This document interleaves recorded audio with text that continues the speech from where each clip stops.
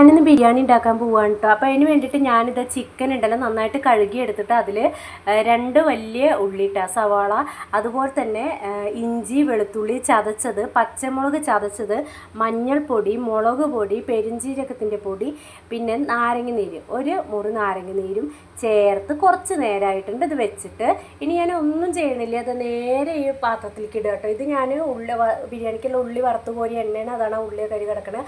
ആ എണ്ണയിലിട്ടിട്ട് ഈ ചിക്കൻ അങ്ങനെ ഇട്ടിട്ട് സിമ്മിൽ അടച്ച് വെച്ചിട്ട് ഞാൻ വേവിക്കാൻ പോവുകയാണ്. ഇത് ഒന്ന് വെന്ത് ഏതാണ്ട് പകുതി വേവാകുമ്പോൾ ഞാനിതിലേക്ക് തക്കാളി ചേർക്കും. ഓക്കെ, ഞാൻ സത്യം പറഞ്ഞ വീഡിയോ എടുക്കൊന്ന് മറന്നു പോയിട്ടത്. ചിക്കൻ ഇതൊക്കെ ഇവിടെ ആവണേ ഉള്ളൂ. അത് നന്നായിട്ട് ഇങ്ങനെ എന്താ പറയുക ഫ്രൈ ആക്കിയ പോലെയാണ് ആക്കുന്നത്. ഇവിടെ ഞാൻ ഒരു ചെമ്പിൽ ഓയിലാട്ടോ ഒഴിച്ചിട്ടുള്ളത്, അതായത് വെളിച്ചെണ്ണല്ല. എന്നിട്ട് അതിലേക്ക് പട്ട, ഗ്രാമ്പൂ, ഏലക്ക അങ്ങനത്തെ ഐറ്റംസൊക്കെ ഇട്ടിട്ടുണ്ട്. പിന്നെ ഒരു സവാള അതങ്ങനെ അരിഞ്ഞിട്ടിട്ടുണ്ട് കേട്ടോ. ഇതിൽ കുറച്ച് നെയ്യും കൂടി ചേർത്തിട്ടുണ്ട്. വെളിച്ചെണ്ണ നമ്മൾ ഒരിക്കലും ബിരിയാണിയിൽ ഉപയോഗിക്കുന്നില്ല. അപ്പോൾ ചിക്കൻ അവിടെ കിടന്നാവട്ടെ.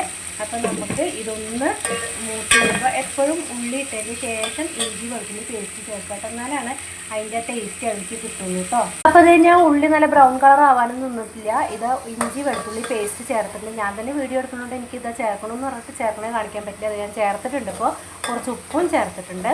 ഇനി ഞാൻ ഇത് ഒന്ന് വഴന്ന് വരുമ്പോൾ എന്ത് ചെയ്യുന്നറിയാം, അരി ഇതിലിട്ടിട്ട് മൂപ്പിക്കില്ല. ചില സമയത്ത് ഞാൻ ഇതിൽ അരി ആദ്യം ഇട്ടിട്ട് ഒന്ന് ഫ്രൈ ചെയ്തതിന് ശേഷം വെള്ളം ഒഴിക്കാറാണ്. പക്ഷേ ഇതിപ്പോൾ ഞാൻ മൂത്ത് വന്നിട്ടുണ്ടെങ്കിൽ ഡയറക്റ്റ് വെള്ളം ഒഴിക്കുകയാണ് ചെയ്യുന്നത്. അത് 1 കപ്പ് അരിക്ക് 2 കപ്പ് എന്നുള്ള രീതിയിൽ വെള്ളം എടുക്കും, പ്ലസ് 1 കപ്പ് എക്സ്ട്രാ ഒഴിക്കും. അതായത് 1 കപ്പ് അരിയാണെങ്കിൽ 3 കപ്പ് വെള്ളമാണ് ഞാൻ ഒഴിക്കുന്നത് കേട്ടോ. എന്നാലാണ് അതിൻ്റെ വേവ് കറക്റ്റ് ആവുള്ളൂ കേട്ടോ. 1 കപ്പ് അരിക്ക് 2 കപ്പ് വെള്ളം പ്ലസ് 1 കപ്പ് അഡീഷണൽ കേട്ടോ. നമ്മുടെ ചിക്കൻ ഇവിടെ വെന്തിട്ടുണ്ട്. ഞാൻ പറഞ്ഞ പോലെ തക്കാളി ചേർത്തിട്ടുണ്ടായിരുന്നു കേട്ടോ. ഇത് കറക്റ്റ് പാകമായിട്ട് അതിന് ഞാൻ ഓഫാക്കിയിട്ടാണ് കേട്ടോ. ഇത് അതിലേക്ക് തക്കാളി ചേർത്തിട്ട് അതൊന്ന് വെന്ത് വരട്ടെ കേട്ടോ. തക്കാളി വെന്ത് വന്നപ്പോൾ ഞാൻ പറഞ്ഞതുപോലെ വെള്ളം ഒഴിച്ചിട്ടുണ്ട്. ബിരിയാണി മസാല ഇരിക്കുന്നുണ്ടായിരുന്നു. എന്നാൽ പിന്നെ ആ ബിരിയാണി മസാലയുടെ പൊടി ഉണ്ടല്ലോ, അത് 1 ടേബിൾ സ്പൂൺ ഇട്ടിട്ടുണ്ട്. പിന്നെ ഉപ്പൊക്കെ പാകത്തിനാക്കിയിട്ടുണ്ട്. ഇത് തിളച്ച് വരട്ടെ. തിളച്ച് വന്നാൽ നമുക്ക് അരി ഇടണം. അരി ഇട്ട് കഴിഞ്ഞാൽ വിടാതെ ഇളക്കിക്കൊണ്ടിരിക്കണം കേട്ടോ. തക്കാളിയൊക്കെ വെന്തിട്ടുണ്ട്.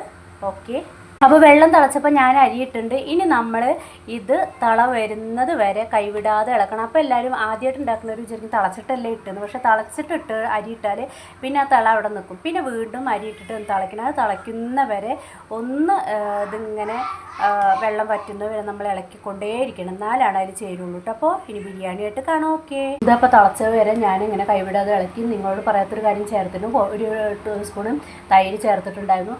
ഇനി ഈ പാകത്തിൽ ഞാനിത് ദമ്മിടാൻ പോവുകയാണ്. ഈ